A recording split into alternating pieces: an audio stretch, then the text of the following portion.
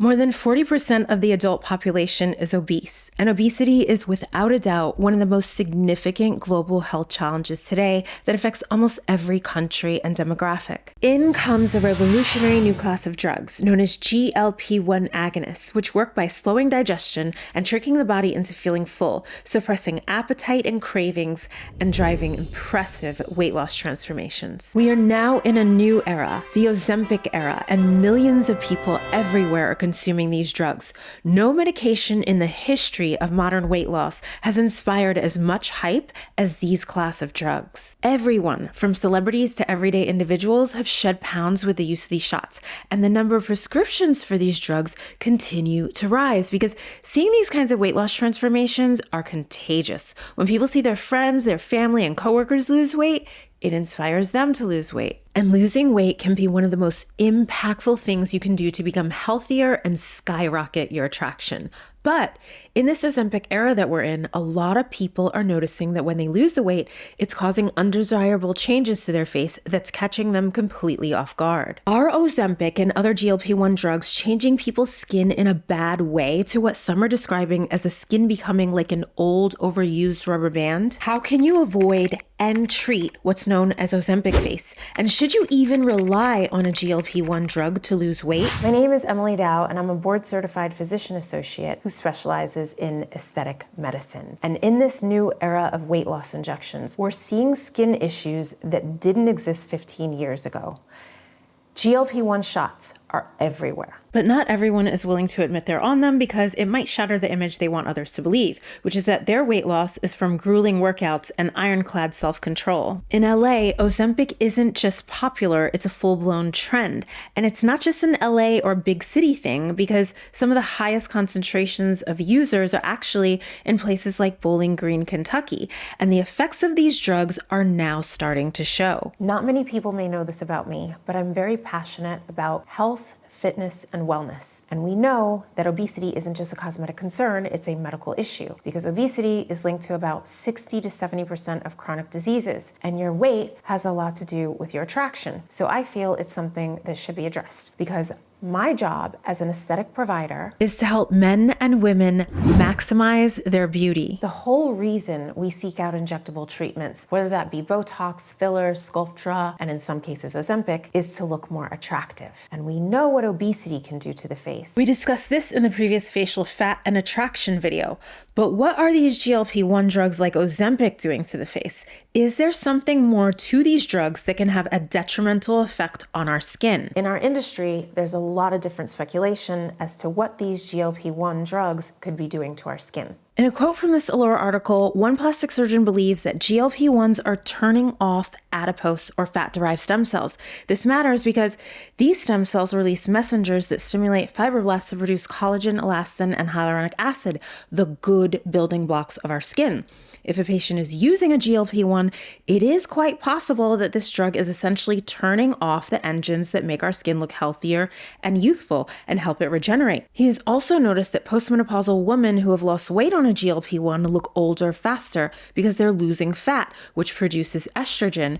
Estrogen is good for the skin. It makes the skin look healthy and youthful. So let's look at what happens to the skin of someone who lost weight on a GLP-1 drug. I just want to say that I'm really thankful to this patient because she's allowed me to share her story and her photos with you all. After going through IVF cycles and having her children, she gained 40 pounds, which led to elevated insulin levels and prediabetes. So she decided to try a compounded GLP-1 shot because she had a friend that lost weight by using it. And the reason why a lot of people are turning to these compounded GLP-1 shots are because they're less expensive than the brand medication. And insurance usually doesn't cover the brand medication unless you've been diagnosed with type 2 diabetes. And if you're paying out of pocket for brand medications, it can run you around $1,000 monthly. And even if they are covered by insurance, they're so popular that they're often out of stock. So after 5 months on a compounded weekly GLP-1 shot, she lost 30 pounds. And while she loved the way her body looked, she told me that she noticed more sagging and wrinkles, and it bothered her a lot. You can see she has more sagging to her cheeks, and her wrinkles are more pronounced to her lower cheeks. Losing these 30 pounds inspired her to stop drinking. So then she lost an additional 10 pounds, and this was without the use of GLP-1 shots. So she went from 145 to 135 pounds on her own. And again, she noticed more sagging and more noticeable wrinkles and a crepier neck. I saw her throughout this journey, and while the changes in her face made her feel older and she was bothered by the sagging and more pronounced wrinkles, she ultimately felt healthier and happier. And she and I agreed that she looks more attractive overall after the weight loss. She has more definition to her facial features, especially her jawline, and she has a more refined look overall. But this does illustrate just how important our facial fat is in providing volume and softness to our face and our neck. You have to realize that if you're overweight by even just 12 to 20 pounds, the extra weight you carry in your face is disguising the aging process. So when you go to lose the weight, facial aging will be exposed where it wasn't before when you carried the extra pounds. But even though she was bothered by the changes to her face from fat loss, she did not have drastic changes like some people. And the reason why I think she didn't is because, one, she followed good medical advice when she was on these GLP-1 weight loss shots. She lost weight gradually rather than rapidly. An obesity medicine provider quoted from the article believes that the changes people see from GLP-1 shots are less about the medications themselves and more about how quickly a patient loses weight. When you're on a GLP-1 shot, it's generally advised not to lose more than 1 to 2 pounds per week or no more than 4 to 8 pounds per month to avoid losing muscle. You don't want to lose muscle. Another reason I don't think she had drastic changes to her face are because of reason number 2. She regularly gets injectable treatments with me. She's gotten Sculptra and filler to her fine lines with me in the past, and she's someone who keeps up with these treatments, as opposed to people who I may only see once a year when they want to look good for an event. Just as exercise and staying fit requires regular effort, maintaining a youthful appearance with injectable treatments is an ongoing commitment. It's not just a quick fix when an event is coming up. So the million-dollar question: are GLP-1 drugs changing people's skin for the worse? It is possible, but for now, I agree with this part of the article, which is that no one can tell you definitively that there's not an inherent change to the skin. And if there is, will it be permanent? And the reason why we don't know is because there are no formal clinical studies to refer to yet. Whenever a new medication comes out, a lot of people are hesitant to jump on the bandwagon because no one really knows the long-term effects of a medication until it's been around for a long time. No one's going to know what the truest profile of these medications are until a generation passes. At this point in time, with what we know, I personally don't think all the negative effects on the skin, like hollowness and more pronounced wrinkles, are from the GLP-1 drugs themselves. I think it's from the weight loss in general, especially rapid weight loss. And we discussed that in the facial fat and attraction video. However, there is a very interesting theory that we can't ignore. It is possible that these drugs are having additional negative effects on our skin tissue. And the reason why is because we have GLP-1 receptors on our fat cells. And when GLP-1 binds to its receptors, it can enhance lipolysis, which is the breakdown of fat. And even though the main fat loss effect from these drugs are due to the decreased food intake and improved insulin sensitivity, there is a plausible mechanism for these drugs to have a direct impact on our fat cells beyond just the weight loss effect.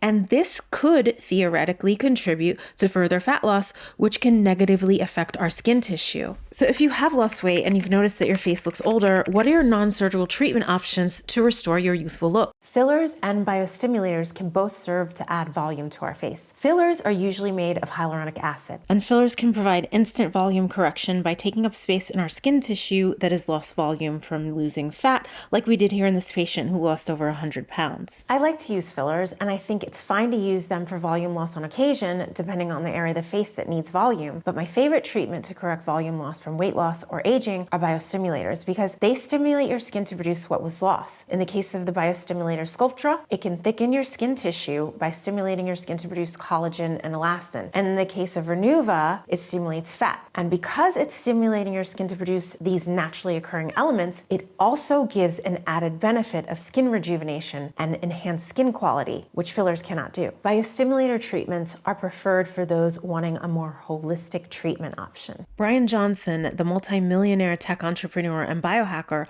lost 60 pounds at the age of 42.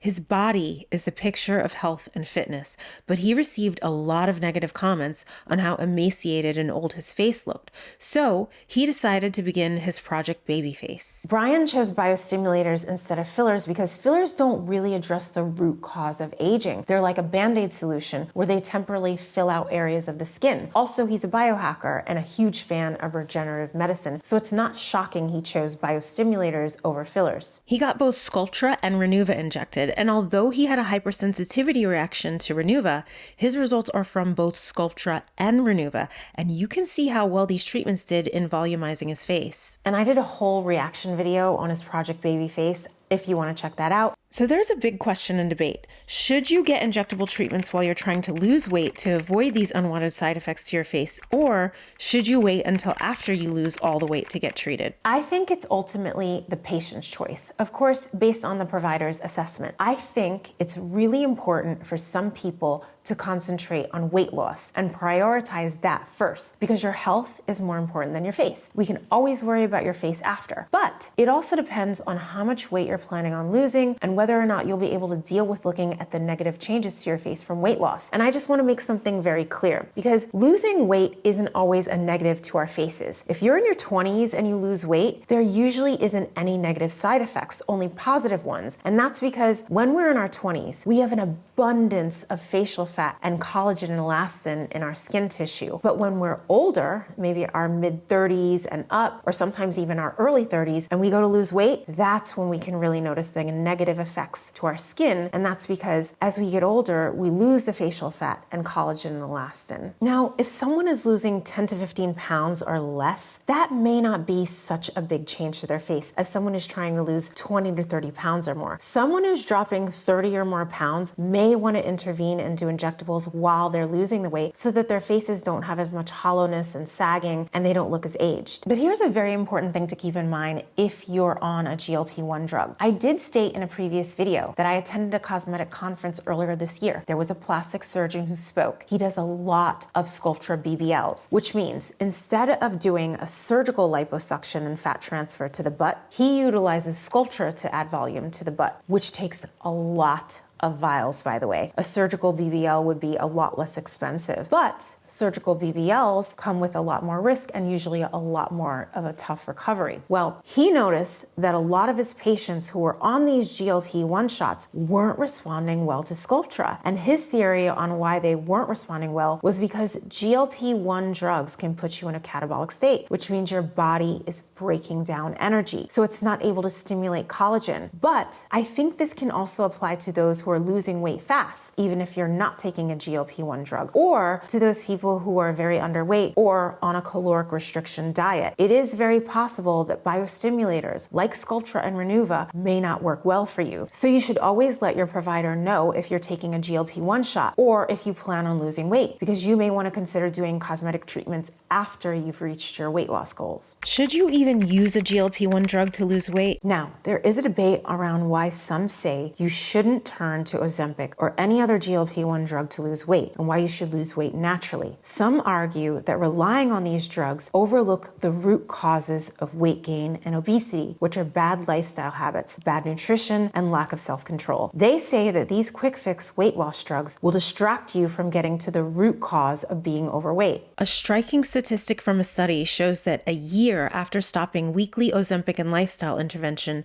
people regain 2/3 of the weight they had lost. Without a solid foundation of healthy habits, like having self-control, eating healthier, especially eating foods that will fill you, eating healthier portions of food, exercising regularly, and doing resistance training. Without these habits, your results from these drugs are probably going to be temporary. And like any other weight loss quick fixes, they can leave a lot of people at risk of regaining their weight. And if that happens and people regain the weight, sometimes they'll feel even worse than they did before they lost the weight.